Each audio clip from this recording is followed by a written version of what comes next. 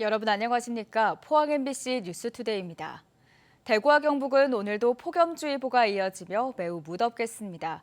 자외선도 매우 높은 수준 예상돼 건강관리 각별히 잘하셔야겠습니다. 자세한 날씨 유아경 기상캐스터입니다.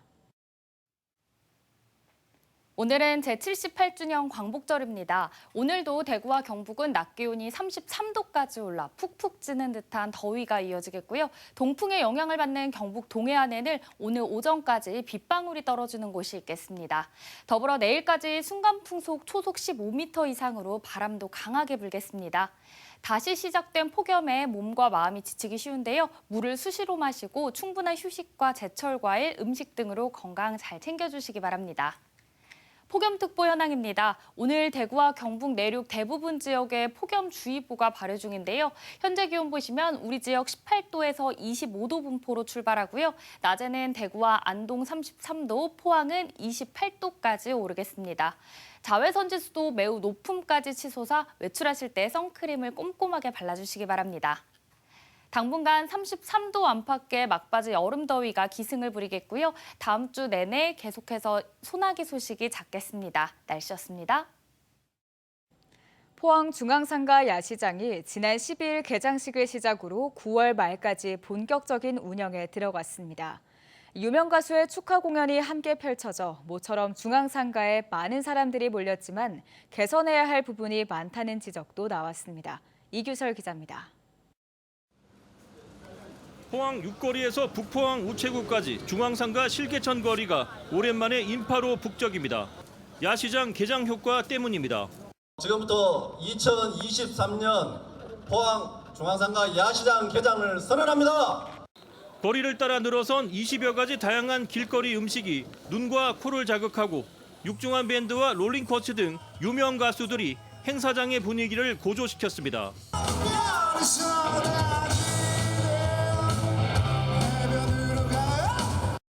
지난 12일 개장한 포항 중앙상가 야시장은 오는 9월 30일까지 매주 금, 토, 일요일에 열립니다.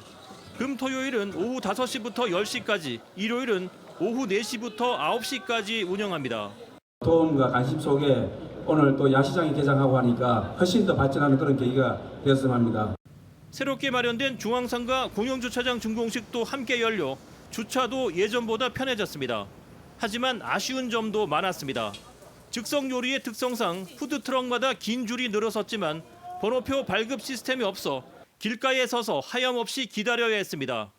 방문객을 위해 테이블을 마련했지만 태부적이었고 음식물 쓰레기 분리수거도 제대로 이루어지지 않았습니다. 포항시는 야시장이 열리는 8주 동안 각종 콘서트와 댄스 축제, 맥주의 날 등 다양한 행사를 열어 포항 중앙상가로 사람들을 불러 모을 계획입니다. MBC 뉴스 이규설입니다. 울릉군은 해양수산부에서 실시하는 2023년 섬지역 생활물류 운임 지원 사업에 선정돼 국비 7억 6천여만 원을 확보했습니다. 이에 따라 울릉군의 주민등록이 된 19세 이상 주민이 택배 추가 운송비를 1인당 12만 원 한도로 지원받을 수 있습니다. 지원은 9월 한 달 동안 이뤄지며 택배 추가 운송비를 지원받고자 하는 주민은 신청서를 9월 27일까지 접수해야 합니다. 경북 동해안에서 주말마다 물놀이 사망 사고가 잇따르고 있습니다. 올 여름 들어 숨진 사람이 7명에 달하는데요. 사망자 대다수는 구명조끼를 착용하지 않은 채 물놀이한 것으로 확인됐습니다. 배현정 기자입니다. 지난 일요일 낮 12시 46분쯤 포항 칠포해수욕장 바로 옆 곡강천에서 50대 남성 2명이 물에 빠졌습니다. 포항해경은 함정과 헬기를 동원해 수색에 나서 곡강천 하구 근처에서 심정지 상태로 구조해 병원으로 이송했지만 끝내 숨졌습니다. 파도가 좀 많이 쳤어요. 네, 많이 치고 저희도 이제 제트스키 영업이 불가능한 상태였는데 그래도 이제 생명이 최우선이기 때문에 긴장하면서 계속 찾으려고 했었던 것 같습니다. 2명 모두 구명조끼를 착용하지 않고 물놀이를 즐긴 것으로 확인됐습니다. 지난달 30일 경주 간포 바닷가, 지난 6일 울진 응봉산 계곡, 지난 5일 영덕 해수욕장에서 물에 빠져 숨진 3명 역시 구조 당시에 구명조끼를 착용하지 않은 것으로 확인됐습니다. 4건의 사망사고 모두 인적이 드문 계곡과 갯바위 등 안전관리 사각지대였습니다. 지자체가 운영과 안전을 관리하는 해수욕장에서도 사망사고가 났습니다. 지난달 31일 60대 남성이 물놀이를 하다 사망한 곳은 경주시가 관리 운영하는 지정 해수욕장입니다. 이 사고 역시 구조 대상자는 구명조끼를 착용하고 있지 않았습니다. 지난 5년간 여름철 물놀이 사망사고는 모두 136명으로 안전부주의가 44명으로 가장 많았습니다.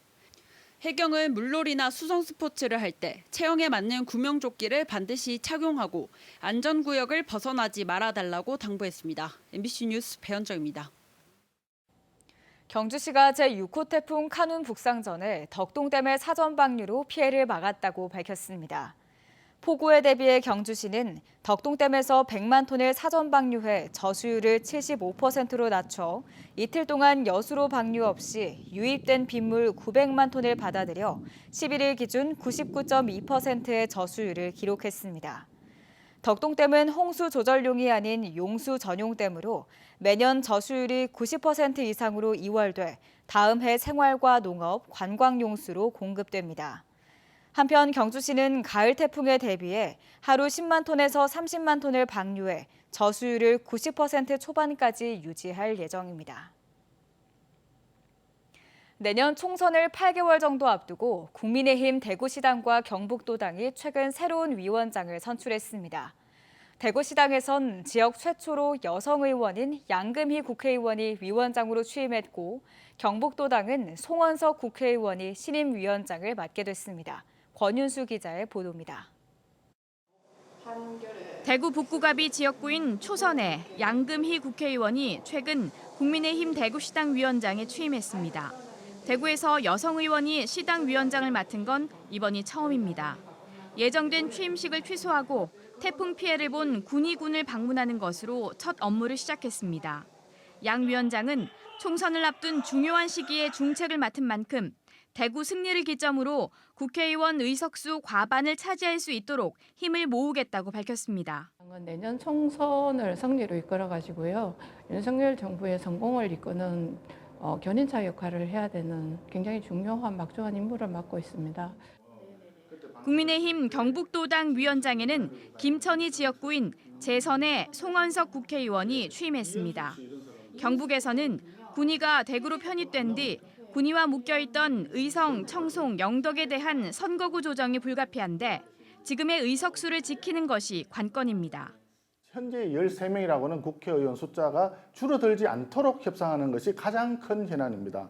그래서 경북의 국회의원이 줄어들지 않도록 행정구역을 조정할 수 있도록 지금 국민의힘 시도당 위원장은 공천은 중앙당의 몫임을 강조하면서도 또다시 부상한 물갈이론에 대해 모두 경계했습니다.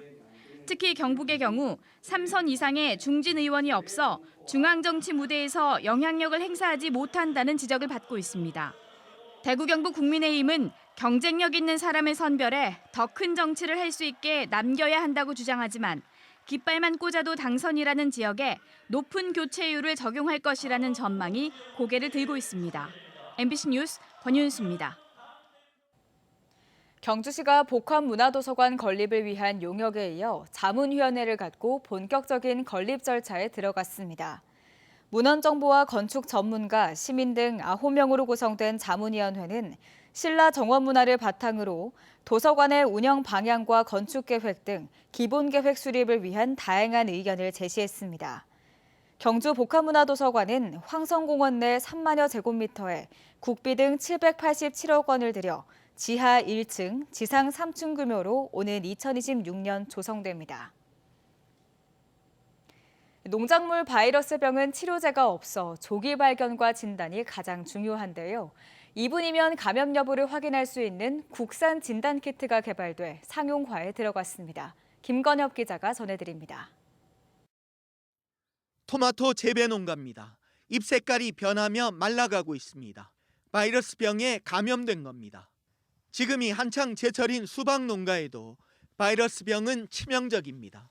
치료제가 없는 데다 전염 속도도 빠르고 쉽게 사라지지 않습니다. 한번 그 자리에서 발생하면 토양 전염이 되어가지고 어떠한 토양 소독을 해도 그 바이러스균이 없어지지를 않아요. 그래서 농가들한테는 아주 치명적입니다. 가지과와 박과 바이러스 3종에 대한 국산 진단키트가 개발돼 상용화에 들어갔습니다. 코로나19 진단키트처럼 작물에 잎을 으깨 즙을 떨어뜨리면 2분 안에 감염 여부를 확인할 수 있습니다. 바이러스 안 걸리면 한 줄만 나와요. 빨간 줄이? 예. 외국산은 냉장에서 최대 1년 정도 보관할 수 있지만 국산은 실온에서 최대 2년까지 보관할 수 있습니다. 수입 대체 효과는 연간 1억 8천만 원. 국산 제품 보급과 다른 작물에 대한 진단도구 개발에 힘을 쏟고 있습니다. 앞으로 다양한 진단키트를 저희가 상용화를 함으로써 바이러스병을 예방하는 데 지속적으로 지원할 계획입니다. 농촌진흥청은 잦은 비로 바이러스병의 확산이 우려된다며 감염이 확인된 작물은 신속하게 제거하고 작업 도구와 장비도 철저하게 소독해 줄 것을 당부했습니다. MBC 뉴스 김건엽입니다. 영덕에서 열린 풋볼 페스타 결승전에서 강원 동해 해오름 FC와 충북 청주 FCK가 초등 6학년 이하부와 4학년 이하부에서 각각 우승했습니다. 53년 역사의 축구 전문지 베스트 11은 우승팀만 가리는 일반 대회와 달리 축구 꿈나무 저변 확대를 위해 영덕에서 발굴한 유소년 5명에게 유럽 명문 구단에서의 연수 기회도 제공합니다. 또 지역 주민도 어울려 즐기도록 월드컵에 참가했던 국가대표 레전드팀과 영덕 대표팀의 자선 경기를 다음 달 영덕 군민운동장에서 개최할 예정입니다.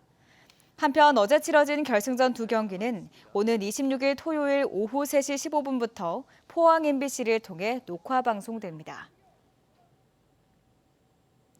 경북도서관이 독서 문화 확대를 위해 책과 함께 달리는 72일간의 독서 마라톤 대회를 개최합니다.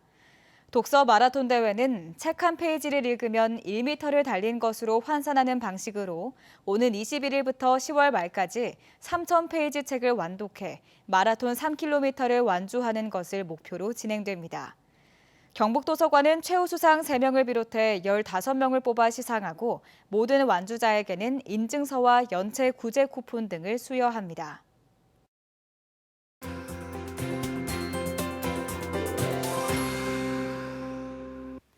오늘은 제78주년 광복절입니다. 오늘도 대구와 경북은 낮 기온이 33도까지 올라 푹푹 찌는 듯한 더위가 이어지겠고요. 동풍의 영향을 받는 경북 동해안에는 오늘 오전까지 빗방울이 떨어지는 곳이 있겠습니다.